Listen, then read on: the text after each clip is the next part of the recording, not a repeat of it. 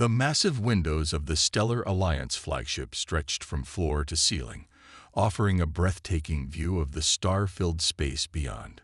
Princess Val stood before them, her silvery skin giving off a soft blue glow that reflected against the polished floor.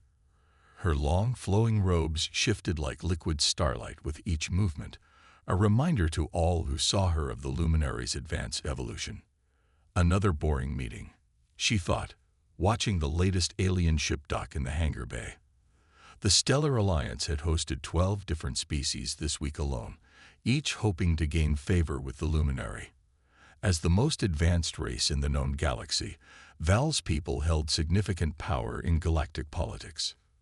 But today was different. Today, they were meeting humans for the first time. "Your Highness," one of her advisors approached, his skin pulsing with yellow light, a sign of nervousness among their kind. "The human ship has arrived. They call it the Terra Hope." Val turned, her own skin remaining a calm blue. "What do our scans show?" "Their technology is." The advisor paused, searching for a diplomatic word. "Primitive.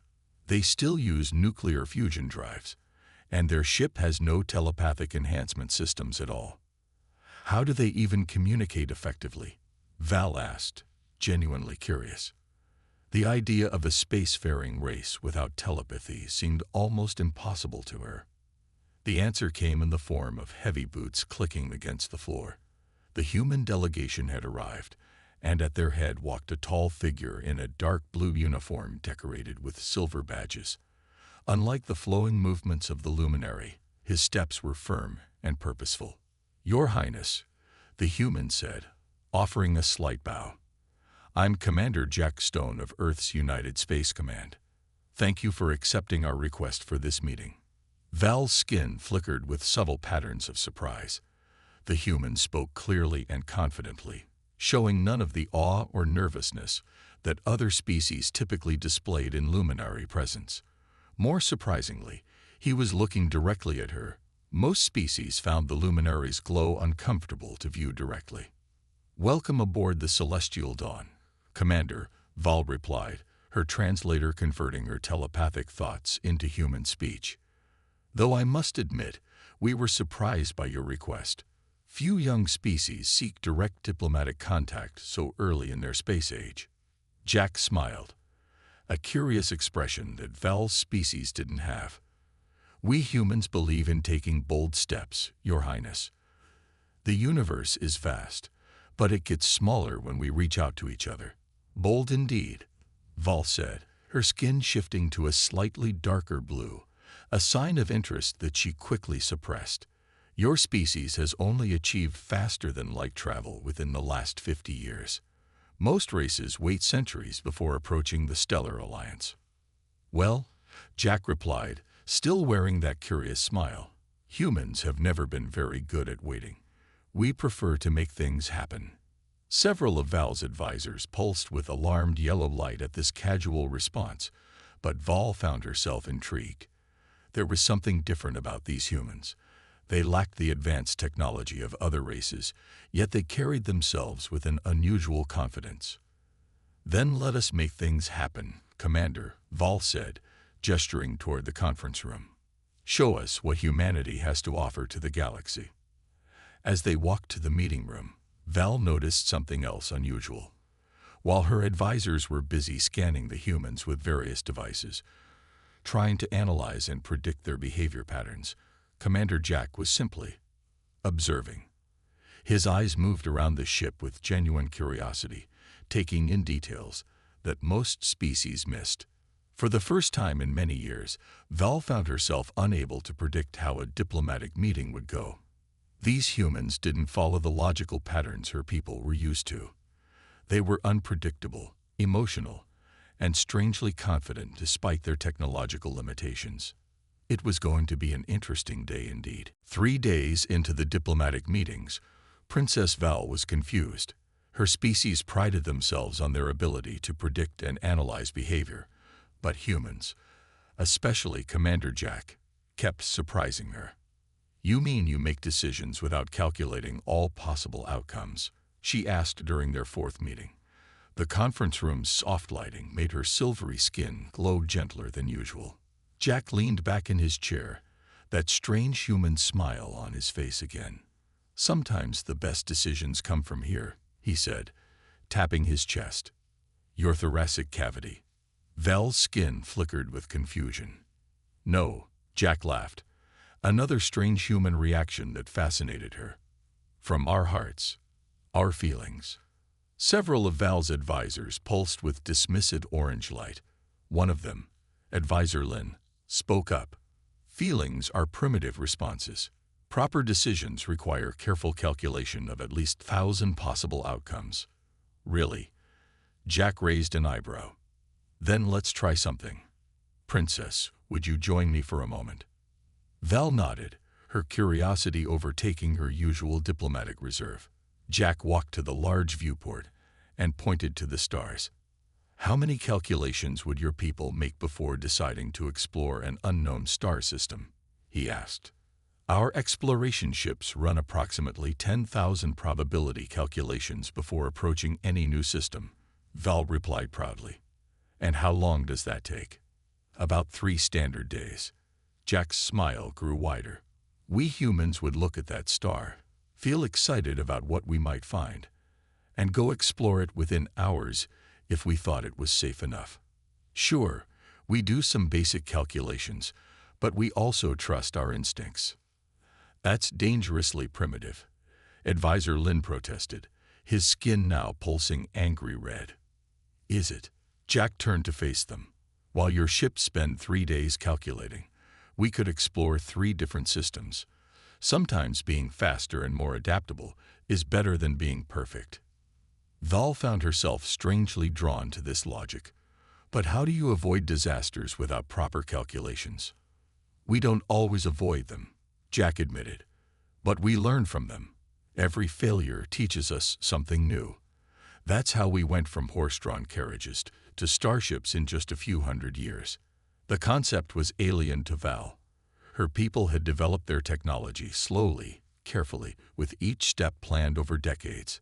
The idea of learning from failures rather than preventing them entirely seemed wrong, yet somehow interesting. "Let me demonstrate something," Jack said. He pulled out a small device from his pocket. "This is what we call a magic trick. Watch carefully." Val and her advisors watched as Jack performed a simple sleight of hand trick with a coin. Their advanced sensors couldn't track the coin's movement, causing confusion and frustration among the luminary. "How?" Val asked, her skin pulsing with bright patterns of curiosity. "Our sensors should be able to track any physical movement." "That's exactly the point," Jack said, showing the coin. "Sometimes looking too hard at the details makes you miss the bigger picture. We humans have learned that not everything needs to be analyzed to death. Sometimes you need to step back and look at things differently." For the first time in her life, Val felt uncertain about her people's approach to the universe. These humans, with their primitive technology and emotional decisions, had achieved in centuries what took her people millennia. "Perhaps," she said slowly, her skin shifting to a thoughtful shade of blue, "there is something to learn from each other." Jack's expression softened. "That's why we're here, Your Highness. Not to prove who's better, but to show that different ways of thinking can make all of us stronger."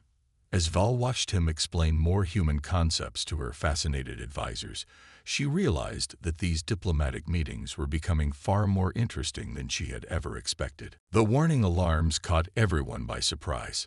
Princess Val was in the middle of another fascinating discussion with Commander Jack about human music when every screen on the celestial dawn turned red. "Ion storm detected," the ship's AI announced. "Unprecedented magnitude. Impact in 10 minutes." Val's skin pulsed with calm green light as she activated her neural link to the ship's systems. "Our shields are at maximum power. We should be safe." But Jack was already on his feet, frowning at the sensor readings. "These energy readings don't look right. Princess, I've seen something like this before, but much smaller. Your shields might make things worse." "Impossible," Advisor Lin declared, his skin flashing with dismissive orange.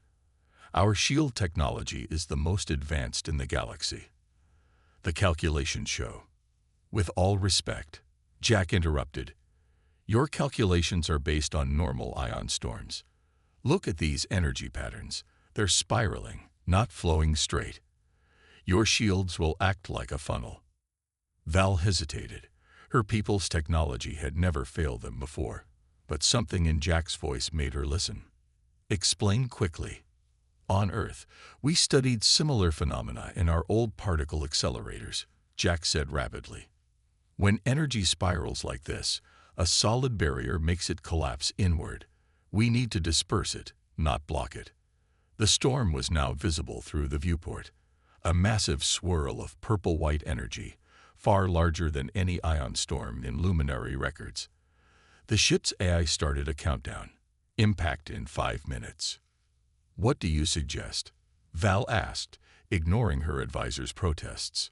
We need to reverse your shield polarity and create gaps, like a net instead of a wall.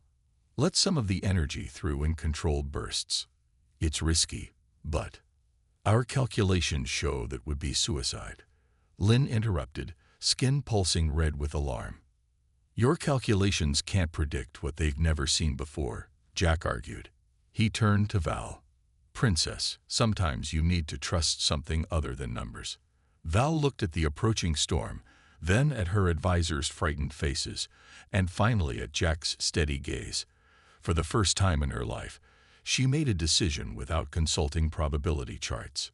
Show us what to do, she said to Jack. The next 5 minutes were chaos by luminary standards. Jack worked with the human and luminary engineers, quickly modifying the shield systems. Many of Val's advisors protested, their skin flashing warning colors, but she kept her own skin steady blue, showing her trust. The storm hit with tremendous force. The ship shuddered as the modified shields allowed controlled streams of energy to pass through specific points, dispersing the storm's power instead of blocking it. Warning systems screamed as power fluctuated throughout the ship. Then, just as Jack had predicted, the storm's energy began to disperse. The spiral pattern broke apart, passing around both ships instead of crushing them. When it was over, the Celestial Dawn had suffered only minor damage. Ships with traditional shields in nearby sectors reported catastrophic failures. How did you know? Val asked Jack later, her skin glowing with a mix of relief and amazement. I didn't know for certain, Jack admitted, but sometimes you have to trust your gut. Your instincts. Humans have learned that the universe doesn't always follow neat, predictable patterns. Sometimes you need to adapt quickly instead of calculating perfectly. Val's skin shifted to a new color, one she had never shown before. You saved both our ships by ignoring all standard protocols and trusted procedures. Sometimes the best solutions aren't in any manual, Jack said with a gentle smile. That's what makes humans different. We're good at improvising. For the first time, Val understood that the humans' apparent primitive nature might actually be their greatest strength. Their ability to think beyond established patterns and trust their instincts had saved lives today. She had much to learn from these fascinating humans. After the ion storm incident, Princess Val found herself spending more and more time with the human delegation. Today, she was in a specially prepared room aboard the Celestial Dawn, watching Commander Jack set up something he called a music player. I don't understand, Val said, her skin shimmering with curiosity. Why do humans need organized sound patterns for enjoyment? Jack smiled as he pressed play. The room filled with the gentle sounds of classical piano music. Music isn't just about patterns, Princess. It's about feeling something deep inside. Val's skin flickered in confusion. But what purpose does it serve? Not everything needs a purpose, Jack explained, closing his eyes as the music played. Sometimes beauty is enough of a reason. Val watched him carefully. The luminary had never created music. They saw no logical reason for it. Yet as she listened, she felt something strange, something her species had never taught her to feel. Would you like to try something? Jack asked, holding out his hand. This is what humans call dancing. Dancing. Val's skin pulsed with uncertainty, moving without purpose. "The purpose is joy," Jack said simply. "Sometimes humans move just because the music makes us want to." Hesitantly, Val placed her hand in his. Jack showed her how to position her feet, how to move in time with the music. At first, she tried to calculate each step, but Jack gently shook his head. "Don't think so much," he suggested. "Just feel the music and let it guide you." Slowly, Val began to understand. For the first time in her life, she moved without analyzing every motion. Her skin began to glow with soft, shifting colors that matched the rhythm of the music. "That's beautiful," Jack said, looking at her changing colors. "I've never seen your skin do that before." Val realized he was right. These were new colors, ones that hadn't been documented in their species' emotional spectrum before. The discovery should have alarmed her, but somehow it didn't. Over the next few days, Jack introduced her to more human concepts. He showed her something called art, images created not for information, but for emotion. He told her stories that weren't historical records, but imagined tales meant to make people feel and think. "But how do humans choose their mates?" Val asked one day, after learning about human romance. "Without compatibility calculations and genetic optimization, how do you know who to pair with?" Jack's eyes crinkled at the corners, what humans call the warm smile. "We fall in love." "Love." Val's skin shimmered with confusion. "I know this word, but my species has no equivalent. Our translation matrix defines it as a chemical reaction in human brains." "It's much more than that," Jack said softly. "Love is when you care about someone else's happiness as much as your own. When you want to share every moment with them, good or bad. When your heart beats faster just from seeing them smile." Val's skin rippled with new colors again. "That sounds illogical." "Completely illogical," Jack agreed with a laugh. "That's what makes it so wonderful." Later that night, Val stood alone in her quarters, looking at the stars. She thought about all she had learned, about music, art, dance, and love. Her people had always believed that advancement meant moving away from emotion toward pure logic. But humans had embraced both. They combined logic with emotion, calculation with intuition, science with art. And somehow, that made them stronger, not weaker. For the first time, Val wondered if perhaps her people had been wrong about what it meant to be truly advanced. The message from the Luminary High Council arrived early in the morning. Val's skin turned pale blue with worry as she read it in her private chambers. "Princess," the council's message stated, "your recent behavior is concerning. Our monitors show you spending 73.4% more time with the humans than protocol requires. This must stop. We have arranged your political marriage to Prince Tech of the Crystal Sphere Empire. The ceremony will take place in 7 days." Val's skin flashed with colors she didn't even know she could make. Marriage arrangements were normal for her people, logical unions designed to strengthen political bonds. So why did this one make her feel so wrong? A knock at her door interrupted her thoughts. It was Commander Jack, but something was different about him. His usual easy smile was gone. "Princess," he said quietly, "we need to talk. It's important." Val let him in, noticing how tense he looked. "What's wrong?" "Our intelligence team intercepted some messages," Jack explained. "The Dark Confederation has been spreading rumors about Earth and the Luminary. They're telling other species that humans have mind control powers and are manipulating your people." Val's skin pulsed with surprise.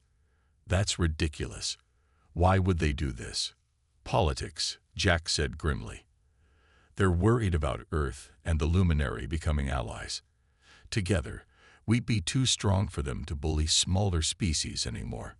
Before Val could respond, Advisor Lin burst into the room, his skin flashing urgent red patterns. "Princess, the Council demands you end all contact with the humans immediately. They say it's for your own protection." Val looked between Lin and Jack, seeing the bigger picture forming. "The Council believes these rumors. They're using them as an excuse, Jack said. The Dart Confederation probably promised them something in return. That's why they're rushing your marriage to Prince Tech. Lynn's skin flared with anger. How dare you question the council's wisdom? Princess, this human proves their point. He speaks of things he cannot know. No, Val interrupted, her skin glowing with a steady, determined blue. He speaks of things we choose not to see. Our logic has made us blind to manipulation. We're so busy calculating probabilities that we miss the simple truths in front of us. Just then, Val's communication device chimed. It was a message from one of her trusted guards. Princess, 3 Dark Confederation ships have docked without proper clearance. They claim to be here for your protection. Jack's face hardened.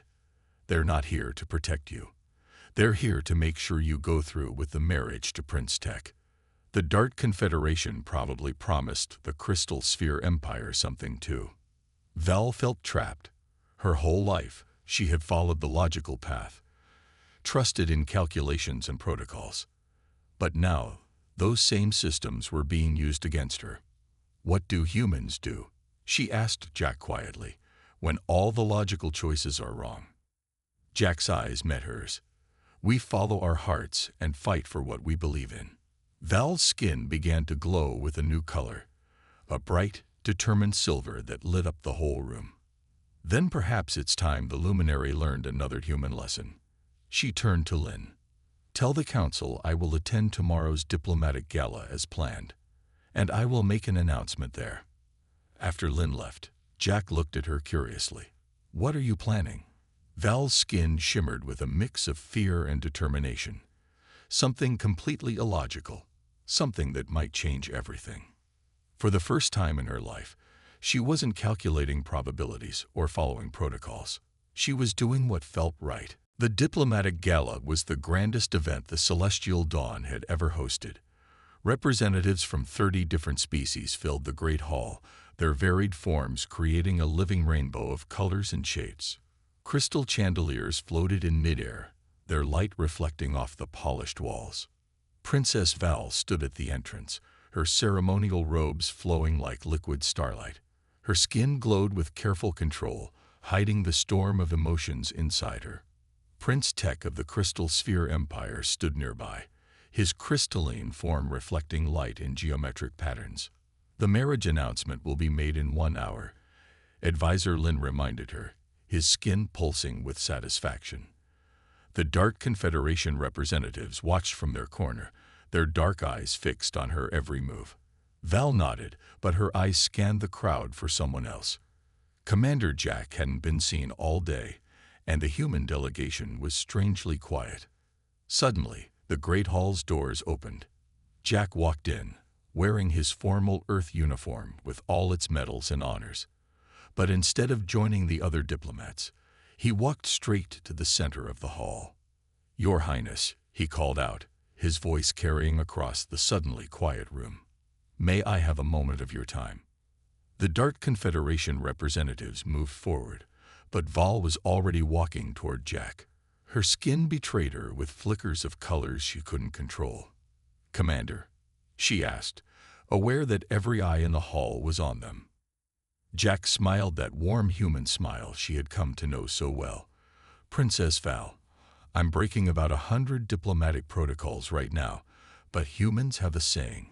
Sometimes the heart must speak its truth. A murmur ran through the crowd. Prince Tech's crystalline form began to pulse with angry light. The luminary council members present started moving forward, but Jack continued speaking. In my time here, I've learned that advanced technology and perfect logic aren't everything, and I hope you've learned that emotions aren't a weakness. They're what makes life worth living. To everyone's shock, Jack reached into his uniform pocket and pulled out something small and delicate. It was a simple earth flower, its red petals bright against his palm. On Earth, we have these flowers called roses. They serve no practical purpose. They don't feed us or power our ships. But they remind us that beauty and love are worth more than any logical calculation. Val's skin was creating colors that had never been seen before in luminary history. The crowd watched in stunned silence as Jack held out the rose. Your people look for perfect matches through calculations. We humans listen to our hearts, and my heart tells me that the most logical thing I can do is something completely illogical. He took a deep breath. Princess Val of the Luminary, will you marry me? The great hall erupted in chaos. The Dark Confederation representatives shouted protests. Prince Tech's crystalline form flashed with angry colors. The Luminary Council members' skin pulsed with every shade of outrage. But Val didn't see any of them. She was looking at the simple earth flower, so different from the grand gifts she had received from countless suitors. It wasn't valuable or logical or politically advantageous. It was just beautiful and real, and given with pure emotion. In that moment, all her years of logical training, all the calculations and protocols and political considerations, seemed to fade away. There was only one response that felt right. But before she could speak, the hall's security alarms began to blare. The security alarms echoed through the great hall as armed Dark Confederation soldiers burst in through the side doors. Their weapons were drawn, pointing at Jack. The human must be arrested. The Dart ambassador shouted. He's using mind control technology to influence the princess. But Val had had enough. Her skin blazed with a brilliant white light that made everyone in the hall shield their eyes. When she spoke, her voice carried the authority of centuries of luminary royalty. "Stop," she commanded. The Dart soldiers froze. "You dare to bring weapons into a diplomatic gathering, to threaten a guest of the luminary." Prince Tech stepped forward, his crystalline form pulsing. "Princess, you're not thinking clearly. The human, Val interrupted, has shown me something that all our advanced technology missed, something that makes us truly primitive compared to Earth in one crucial way." She moved to stand beside Jack, who still held the rose. Her skin now glowed with colors no luminary had ever shown before, beautiful swirls of emotion that danced across her surface like the aurora borealis on Earth. For thousands of years, we luminary have prided ourselves on removing emotion from our decisions. We calculated everything, planned everything, tried to make the universe fit our logical patterns. She looked at the rose in Jack's hand. But we forgot something important. We forgot to live. The Luminary Council member's skin pulsed with alarm as Val reached for the rose. "Princess, the calculations show this would be disastrous for our people." "The calculations are wrong," Val said firmly. "I've learned that the most advanced civilization isn't the one with the best technology or the most logical systems. It's the one that can grow, change, and embrace new ways of thinking." She turned to face Jack, taking the rose from his hand. Humans don't just survive despite their emotions. They thrive because of them. Their art, their music, their love, these aren't weaknesses. They're strengths we never understood. Looking into Jack's eyes, Val felt something that no calculation could explain, no logical pattern could capture. Her skin glowed with pure, unfiltered emotion. "Yes," she said. The hall went completely silent. Even the alarms seemed to hold their breath. "Yes?" Jack asked, his smile beginning to show. "Yes, I will marry you." Val's voice was clear and strong. "Not because it's logical, but because it's right. Because humans have taught me that the heart can see truth that logic misses." The Dark Confederation soldiers lowered their weapons, realizing their plan had failed. Prince Tech's crystalline form dimmed as he stepped back, recognizing defeat. But the most remarkable reaction came from the Luminary Council members. As they watched Val's skin create new colors of joy and love, their own skin began to change too. Slowly, carefully, they began to show colors they had suppressed for generations. "Perhaps," the oldest council member said, his skin shifting through shades of understanding, "it is we who have been primitive, thinking that advancement meant rejecting parts of ourselves instead of embracing them all." Val turned to address the gathered species, still holding Jack's rose. "Today marks a new chapter for the Luminary. We will no longer see emotion as a weakness to overcome, but as a strength to embrace. And Earth will not be just our allies, but our teachers in rediscovering this truth. As Jack took her hand, Val's skin glowed with the most beautiful colors the galaxy had ever seen. She had finally found something greater than logic. She had found love. And in that moment, she wasn't just the princess who had left an alien speechless. She was the leader who would guide her people into a new age, where logic and emotion danced together like stars in the cosmic ballet of life.